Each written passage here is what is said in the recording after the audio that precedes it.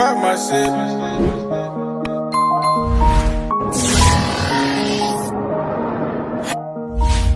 Flops like this. What's going on, YouTube? Welcome back to the channel, man. Trucking with Benji. If you're new to the channel, make sure you subscribe, leave a like, drop a comment for me on the video. And if you got any questions, I most definitely got the answer for you. So in today's video, I'm basically just gonna share some tips with you guys on leasing here at Prime. So let's get right into the video. So basically, if you're new to the channel, you're probably not familiar with what I basically went through.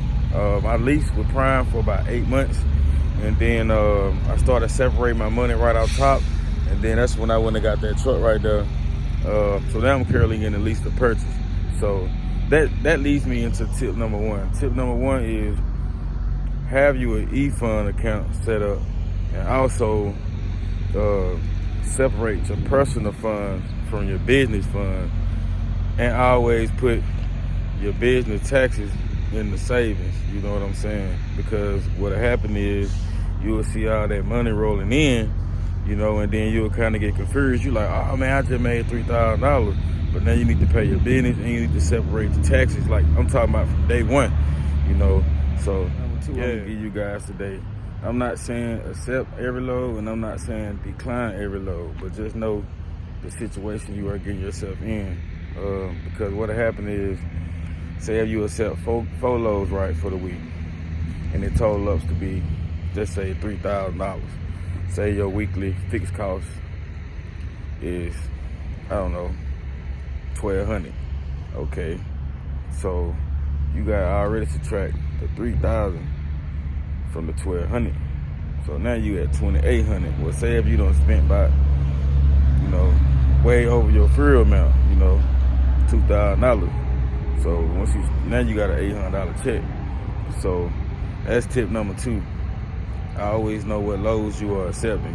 You know, I'm not saying turn down every load, and I'm not saying accept every load, but just understand the load that, whatever load they give you, say if they give you a load that's paying $1,500, fuel surcharge $400. I mean, normally you're gonna go over a little bit, but fuel surcharge say $400, man, don't pull up to your pump, put $800 in there. You know what I'm saying? Just make it make sense. So that's basically tip number two. Understand the situation that you're getting into before you accept any load. Tip number three, clock management. This is probably one of the biggest tips I'm gonna give you guys today, because you can't manage your clock, you ain't about to be able to run no way. So that ain't good. You're gonna be constantly taking 34s.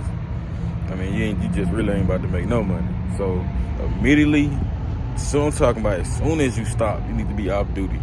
Like, you know, you don't need to be pulling up at pumps, pulling up at shippers, receivers, forgetting to go off duty. Because I mean, you just gonna leave it in drive, and then at the end of the week, you running out recaps. And if your recaps ain't looking good, you finna be getting short runs. I mean, they ain't gonna be paying them like $700-800. So yeah, that's tip number three, clock management. As soon as you stop, go off duty. Know when to go on duty and when to go off duty. Tip number four, plan your trips accordingly. Now, what I mean by plan your trips accordingly, okay, I'm gonna give you a scenario. If you gotta drive 800 miles, let's just say to Tennessee. So in reality, you could drive 400 and 400. So that's basically 2 shifts. But what you need to know how to do is, you need to know exactly what time to stop. So when you take your 10-hour break, your time will come back, so you can make it to that appointment. So, like, I mean, like I said, if you driving all day and then it come time for you to stop, and you got to do a 10-hour reset, and then you stop 3 hours later than you need to stop to get up, and then your hours come back, you ain't gonna make that appointment time. So that's like very important, man. Plan number five, fuel management. Like I said in the previous clip, if you pulling up to the pump, your fuel surcharge say $400, man, don't not put $800 in that tank, man. It just literally don't make sense. And also, if you know you got a lot of time on the load, man, don't come up through there doing 65. Man, I ain't saying do 55 neither, but I mean, bump it down to like 59, 60, you know, whatever works best for your truck. You know what I'm saying? Just don't burn all your fuel out on one load. Because what'll happen if you save just a little bit on your next load and save your fuel surcharge on your next load, after that it's about $500, and you still got something left in your tank, at least to have a tank on your other one, you can at least run, off your gas that you got in your truck now, and then it'll kind of knock a dent into your next fuel surcharge, and then you ain't really got to even touch that. So now you add money onto your revenue instead of losing it, because you managing your fuel properly. So yeah, manage that fuel properly for sure. 6, know when to go home and know when to stay on the road and make that money, man. That's another big one for real, because man, if you want to go home every day, and you got kids and the baby mama, lady, whatever, you might need to go be company. You know what I'm saying? I'm not a company driver, so I know they say you can stay out for a month and give you 3-4 days back.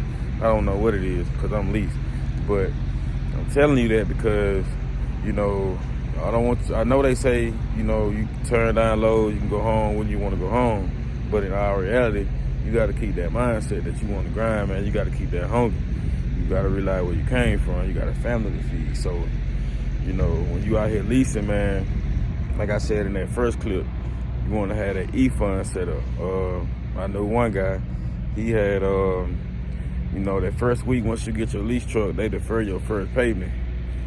So that means you ain't got to come out the pocket right then. They'll just break it down in payments for you, and then what he did was he ended up going home the first week and the second week. So he came back in the hole like $1,200.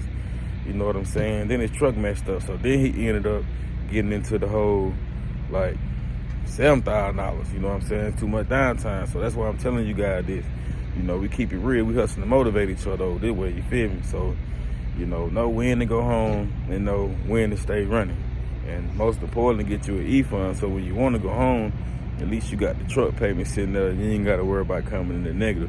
Because when you come back in that negative, boy, look, you're going to have to come out that mode swinging with a battle. So, yeah, know when to go home and know when to stay running. 7, make sure the day you get ready and get your truck, and they gonna give you this paper. Basically it's a truck inspection list or whatever. Man, make sure you thoroughly check everything on that list, man. Look, I get it. You just got your CDL. You happy. You got some bills to catch up.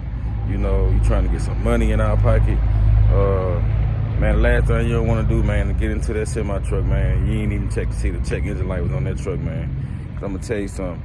If the truck you in, if it ain't got no warranty on it, you finna be coming out the pocket paying for that, man. Like, I'm just gonna keep it 100 with you. My truck, it was a 9 months lease. No, matter of fact, it was like an 11-month lease. By the time it got ready to end, I had, my warranty was gone, so I ended up having to get a lot of maintenance done on it, man. It totaled up to be about $6,000. Man, guess who had to pay that? I had to pay that, you know what I'm saying? I separated my money from day one, and I just paid it straight out the e-fund. So that's very important, guys, man. Like I said, I know you happy, I get it. You got bills, you got family you trying to feed, man, but don't get inside that truck and, get fascinated because your favorite color red and you just want to go get in this red truck. You know what I'm saying? Like I said, my first truck was purple. It took me a minute to cope with it, man, because I'm like, man, I'm coming down the road, it's purple truck. But eventually I got over it, man. That purple truck made me some money, man. I call it silly off the color purple. So, I had to get over that because my favorite color lime green, you know what I'm saying? So I eventually wanted that, but you got to start somewhere to get somewhere. So that's tip number 7, man, for sure. Make sure you thoroughly check that truck, man, for sure. Number 8, man, have a plan with a plan. And what I mean by have a plan with a plan, know what you gonna do day one that you hop in that truck and sign your first lease, man.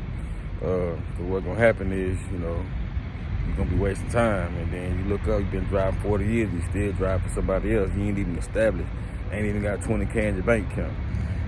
That ain't the way you wanna go with it, you know what I'm saying? So most importantly, have a plan with a plan. If when you get in the truck after a while, you'll tend to, want a truck of your own, because that's when you're gonna make the most money, when you own the truck, because you ain't got no truck payment. So why not the day you get in the truck, start separating your money from day one and set yourself up for 2 years later. Once that lease end, or however long your lease end, you can just hop right into your own truck and cut some of that time down, so you ain't out here for 20, 30 years. You know what I'm saying? And still ain't got nowhere. So yeah, that's tip number 8, man. Have a plan with a plan. Know what you're coming in the game to do, and know what you're trying to leave out the game. Tip number 9, learn the money lanes. And what I mean by the money lanes is, it takes a couple months, before you kind of get the understanding what areas, what cities, what states you in. Then you can kind of understand, like, the type of load that you're dealing with. Like, in Kansas, Kansas got good meat loads. You in Oklahoma, Oklahoma got good meat loads. If you're over here in North Carolina, they got Smithfield, they got different things over there in that area too. So that's like very important, man. Know the money lanes, know what lane you in, know what city you going to. So that kind of go back to whatever tip number that was I gave you in the last clip that I told you about. I'm not saying don't accept every load, and I'm not saying don't decline every load too. But understand what situation you're getting in, because it all comes with a pro and a con. So that's tip number 9, man. Understand what lane you in. Know the money lanes. Know the routes. Know the ropes. Know where you're going, so you can already expect the type of load that you're going to get coming up out of somewhere, so you won't be shook.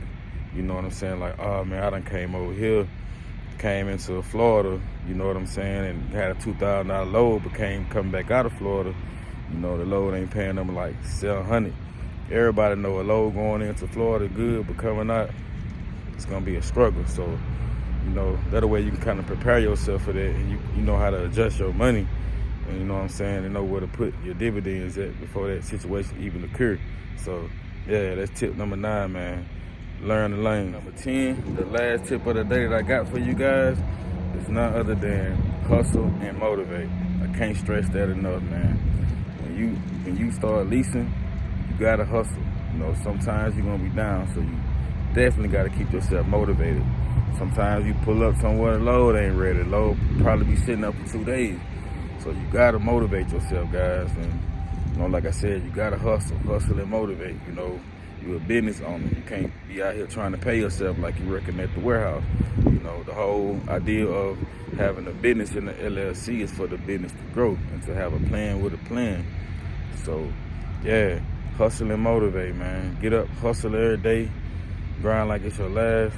Motivate yourself when you're feeling down, man. Get up and go get that bag, man. For sure. I was able to help someone today, man, with the 10 gems that I decided to drop for you guys today. If you're new to the channel, most definitely subscribe for me, man. Drop a comment. As soon as I notice that you have dropped a comment, I will get back to you immediately. If you enjoyed the content, man, smash that like button for me. And yeah, man, we trucking, man. Trucking with Benji, man. I'm out, man. Y'all stay safe out there, man. And never forget, started from the bottom, then we up, yeah. I'm about to pop my shit. They love it when I pop my shit. Big racks on me now, why young nigga walk like this? They love it when I pop my shit.